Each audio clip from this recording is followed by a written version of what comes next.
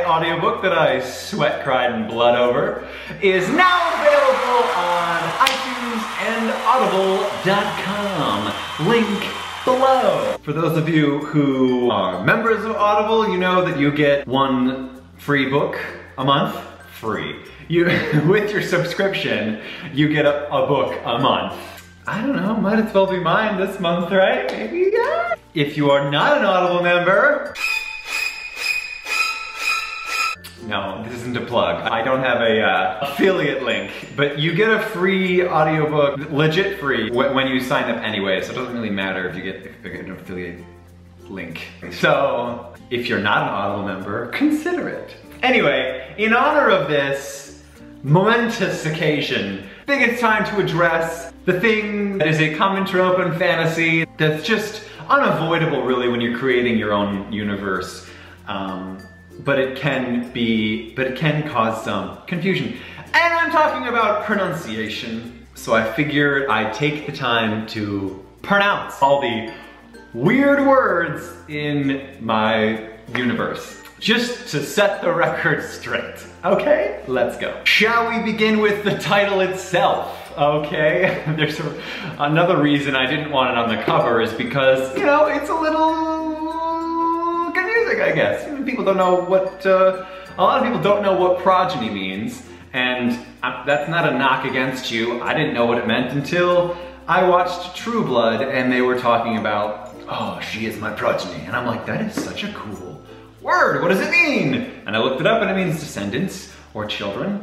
And I'm just like, that is a sweet, pretentious name for offspring, and I want it in my title, so progeny of gods.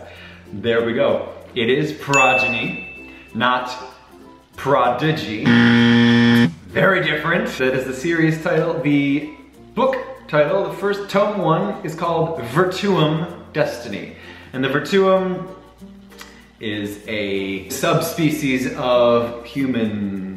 And I put that little accent on the E to try and get you to say it right. Virtuum, but whatever. It's a made up word, okay? That is the plural term. The singular, instead of an EM on the end, it will be an I, Virtui, and it's pronounced Virtui, okay? I know that's the opposite of Latin, but this language is not Latin. It's one that I made up. One of my favorite quotes, I think it's a Carl Sagan quote. If you want to make an apple pie from scratch, first you have to create an entire universe. So that's basically what every fantasy author struggles with. Creating their world, they have to make everything from the ground up, which includes a language and daughter languages and branching languages. Now within the book there aren't too many weird words, but there are a few. The main characters, I wanted it to be easy to understand, and so you know, simple. Grayson and Tay, very easy. And most of the time they're fighting the villains who aren't as easy. Sticula, which is my channel name, yes. It's not Stikila, okay? That's not how you spell tequila anyway. There's different, there's a different. Anyway, it's pronounced like you're saying stick. Kinda, you add a little bit of a pause before the k sound. So it's Stikula. There you go. And then his little sidekick, not little, Itzaro. This is a Hispanic name. It's a real name, but I've actually never heard it said. But this, if it's not pronounced this way, this is how I want Itzaro to be pronounced. Itzaro. I think it's just so cool. And it's kind of pronounced like you're saying eat sorrow. Like he eats, like it's a sorrow eater, like a death eater. But sorrow eater, Itzaro. And then, of course, there's this very special little girl who I named Kyrie. And that is an homage to one of my biggest inspirations, Kingdom Hearts. Obviously, if you have played Kingdom Hearts or know anything about it, that name will be very familiar to you. I did change how it's spelt, but Kyrie is actually a real name too. And there are a lot of different variants, but this way that I spelled it fits my lore. The region in which she grew up, in the Canted Desert, the culture that used to live there, they use Y's a lot for that I sound. Like Kyle, like that. That's all for characters. All my other characters are really easy, like Sam or Brown, you know, or Huey. They're all just regular names, and I wanted them to be easily understood and familiar because my story's also got that contemporary undertone to it. So now let's talk about the world in which this story takes place, shall we? So this is the kingdom of Vheden, and that is how it's spelt. Vheden, all right? Don't be afraid of it. It's pretty easy. Vheden. I know there's a lot of vowels, but it's just V, like life, A, and then den. Vheden. Just break it down, folks. I'm not gonna go through this entire map because that would take a long time. There are 90 duchies. And duchies are these little partitions. They're like states. Anyway, major things for this book. The capital is here. It's called Darakin, all right? And that, in the language of the realm here, that was the Golden Plains was once this kingdom. And in their language, Dara meant second, and Kin meant head. This is kind of weird, but Darakin, long before it was the capital of Vheden, was the second largest city in this kingdom, and kind of the auxiliary capital, so it was named Darakin. And now it's the primary capital of the whole thing, so a little history lesson for you there. Other things right from the beginning, the Great Keptris Forest, all right? These trees are the 7-mile-high trees. And so Keptris is in the book a lot, and it is a hard C, like a K. Or like the Romans would pronounce Caesar, it's actually pronounced Kaiser. So it's a similar thing here, it's Keptris. And that's a whole history lesson in itself that I'm not gonna get into. There's the Dead Forest, formerly Animalia. Okay, we talk about that a little bit too, and it's pronounced Animalia, like the kingdom in biology. Well, if you didn't know where Guardione was, it's right there, the guardian tree in Semre. And Semre means something too, I'll get to that in a minute. But the last point of interest is Cantidium, right there. There's a little bit of Latin influence there. And it's just pronounced Cantidium. Don't be afraid of it, guys. It's easy. And for those of you who were wondering why looking for Wellington, it's not on this map because this is the Kingdom of Vheden, and Wellington is not in the kingdom, it's a commonwealth. But it is, I mean, geographically it would be around here where this bark is. And on Grayson's journey at the beginning of the book, they came up through a pass, and this is the opening of the pass right here. I say it's one of two passes, and the two passes are between these two kingdoms. They're not kingdoms, these are commonwealths. These are 3 of the commonwealths of, I think there's 8 over on this side, and there's a couple more in the Keptris Forest. And we have Lee Hazel, Kinderlund, and this is Mojavik up here, where Reese and Bernhard are from. But Wellington is its own little commonwealth here. Oh, I guess Dason is in the book too, and that's just pronounced Dason. Easy, right? Now, this kingdom once believed in 6 elemental gods. By the time the book takes place, it's illegal to believe in, to worship them. And they are, in no particular order, the goddess of light. Her name is Oyopa. Oyopa. I feel like I should say it again, like it's like I'm teaching you a language, like your headphones on. Anyway, the god of darkness, his name is Refsiel. The pronunciation of this, since there's multiple different cultures at play here, some people say Refsiel, other people say Refciel, but the difference between 2 syllables and 3, it doesn't really matter to me. Okay, everyone knows who you're talking about.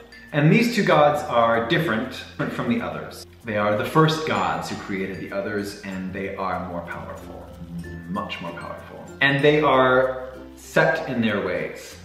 Whereas the other four are as imperfect as humans, basically. Similar to the Greek or Roman pantheon. They were also worshipped by many different cultures, again, so their names vary, but generally they are agreed upon that each has 3 names that are interchangeable in accordance to the different things that they govern, because each one governs a different thing. I'm making this way too confusing. First, we have Air, the god of air, lord of the sky, and his full name is Ir Semre Sunaru. Ir means air, Semre means power, and Sunaru means strength. And that's where that kingdom got its name from, because at one time, a kingdom, yes. And that's also the other elements that the god governs. Air, strength, and power. Strength and power are very different things. Next we have God of Fire, Lord of Flame, and his name is Fear, which is fire. And it's pronounced fear, like afraid. Sepha Seprova. Get a little fancy there with the tongue curl. Sepha means love, because fire is also the god of love. And Seprota means destruction, because unfortunately he's also the god of destruction. Like I said, these gods aren't inherently good or bad. They're more gray, like humans. Next we have the goddess of water. Her name is Anitha We Witaru.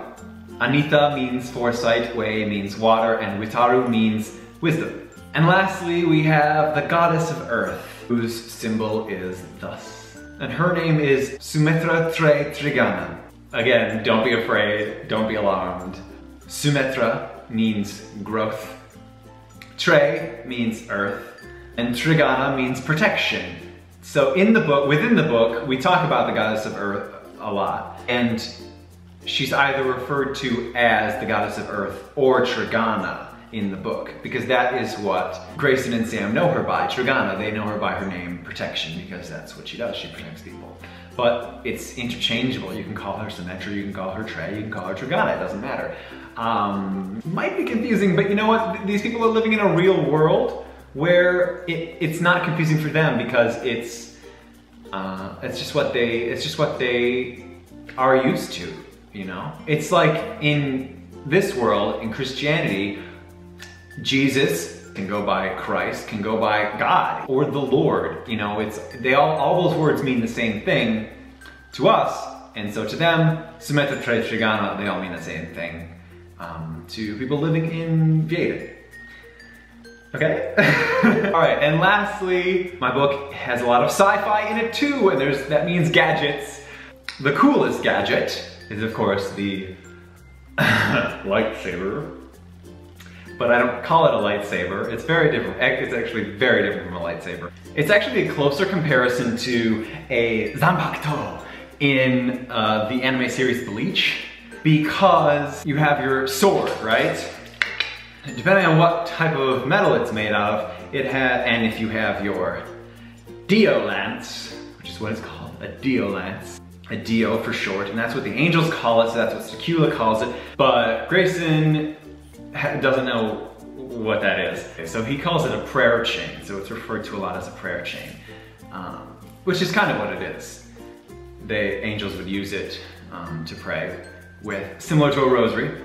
A lot of religious imagery here. Anyway, you take up your sword, and as long as your Dio lance is in your hand, you can call forth your spirit energy, or your soul energy, and the sword lights up like a lightsaber. And it's also more sciencey, because the blade is underneath it, and it's just attracting the air around your sword, it's ionizing it, and it's just sheathing it in plasma, making it like essentially a lightsaber.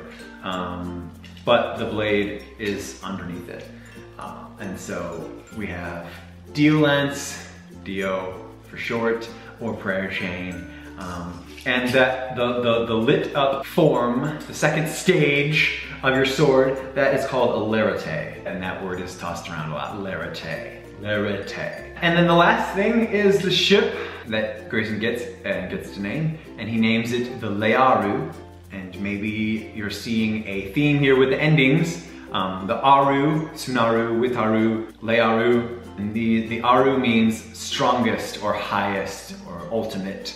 So le aru means le, the prefix there means light, L-E-I.